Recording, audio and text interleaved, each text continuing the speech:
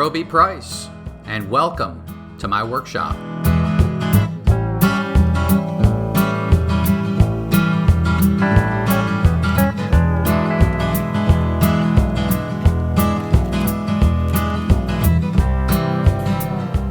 I'm just back from Jeffries, that's south of Knoxville.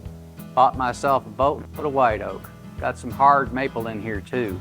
That's for projects that are upcoming. Valerie wants a porch swing, and I need a router table. Unfortunately, I need the router table to build porch swings, so the order of these projects is predetermined. But those projects aren't happening this season. They'll happen next season. And this season, we're wrapping it up. We're going to do a slideshow, show you the progress made here in the shop, and some of this you'll find interesting. We're also going to couple in some of the projects we've made at the house, and those will give you an idea of why things have happened the way they have. We have been very, very busy. So this isn't the last episode of the season, but we've got 2 more, and those have to air after Christmas. If you can't figure that out, well, I suggest you tune in to an educational YouTube channel. Anyway, I hope you enjoy the slideshow. I'm going to unload this lumber, and I'll see you on the tail end.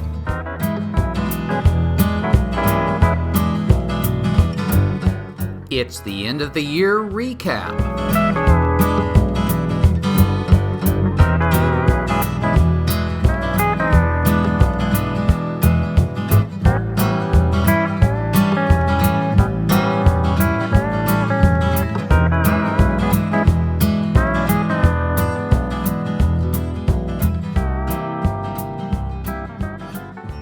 We arrived in early June. The truck arrived about a week after we got there, and we were very happy to see it. Movers started unloading boxes everywhere. Some of the boxes needed to be in the house. Some of the boxes in the house needed to be in the shop. It didn't seem to be any rhyme or reason behind anything. While we were waiting on the truck, we purchased some shelving.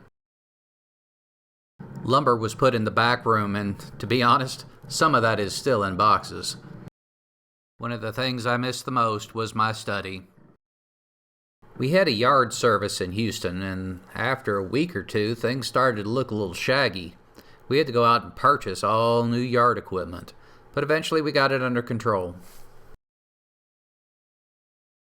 The workshop needed a new roof. In fact, there was a visible hole through it that you could put your hand through, and a lot of water damage resulted, so that was first on our list of major improvements. We had 3 dead trees and 1 tree with a dead limb over top the house that needed to be taken out. We also trimmed up the pines so we could get in underneath them and cut the grass. All in all, it was a good facelift. I wanted an epoxy floor for the shop, and everything has to move into the back room to do the front room. And once that's done, it looks great, but then you have to move everything back in. And if you want the back room done, it has to all move out. That's a lot of moving.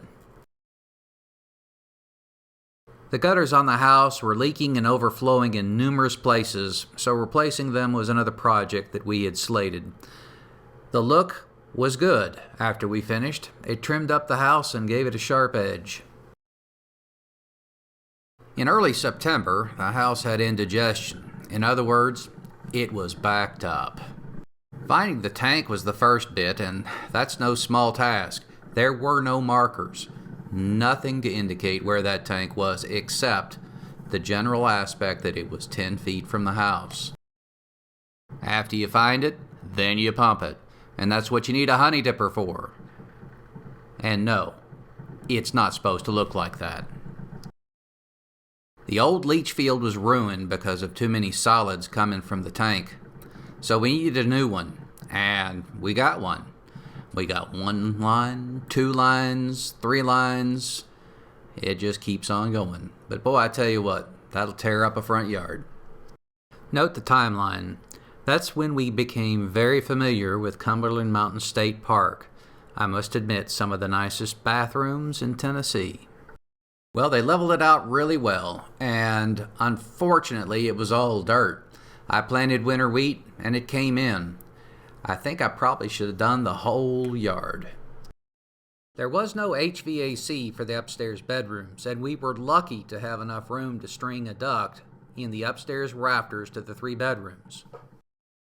Each bedroom gets a duct, and it's a higher velocity air unit than you see typically with the square vents.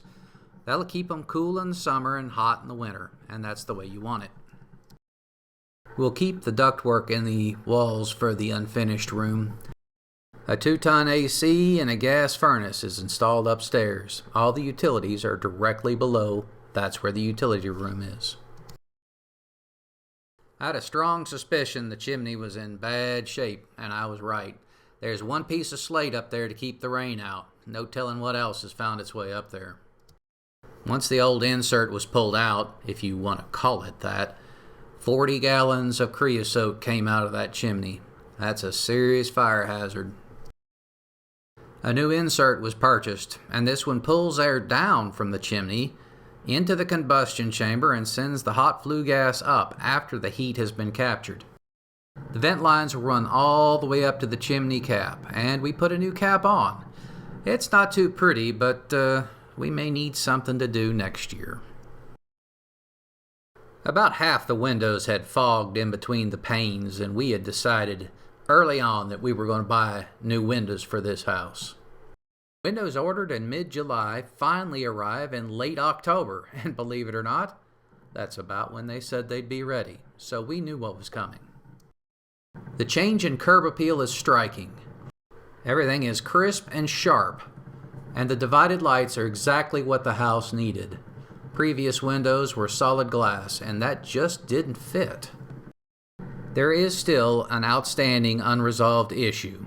The contractor has chosen to use silicone between the window trim and the stonework, and that has turned a blue, milky, shiny color. We want mortar to fill the gaps, and the window company is not quite in agreement. We'll let you know how this dispute works its way out. Most people would say that that is a kitchen cabinet door, but in this case, you would be wrong. Behind this door was a fuse box, and not only that, there was no way to put a cover panel on top of it because it was framed into the wall such that you couldn't get a panel there. So we had it removed and moved to the back of the house. That was a post-purchase surprise. Note to self, look behind every cabinet door when purchasing a house. Just in case you thought we were slacking off toward the end of the year, we're having the floors leveled in the main part of the house. Center's sagging a bit, and we want to give it a little bit more support, so that's happening next Tuesday. We have also had our share of visitors. Mom and Dave came in late October, and then we left for Georgia to see them later still. A week later, we had Leslie and Paul over for about 5 days. Mike and Jackie accepted our invitation to Thanksgiving dinner. Finally, my boy Trey will come visit us over the Christmas break. These are things that happen mostly outside the workshop. Let's talk about the videos. On July 14th, we started the Spalted Pecan Dresser series. That had 11 episodes. Once in Crossville, we started a series on tools, jigs, and accessories for the shop. This was to document the building out of the shop, starting from scratch to something that could actually build furniture. We also did 4 episodes focusing on improvements to the homestead. And even though the year is coming to an end, we still have 2 more episodes after this one. Well, I'm out of lumber and you're out of video. And that'll bring us up to real time. It's been a busy year, and we have 2 more episodes left this season, and I hope you'll tune into those. I think you'll find them interesting. Next year is going to be just as busy in the workshop. Focus is going to be a little bit more on furniture because the shop is starting to come together. So until then, I hope you'll join me in Roby's workshop.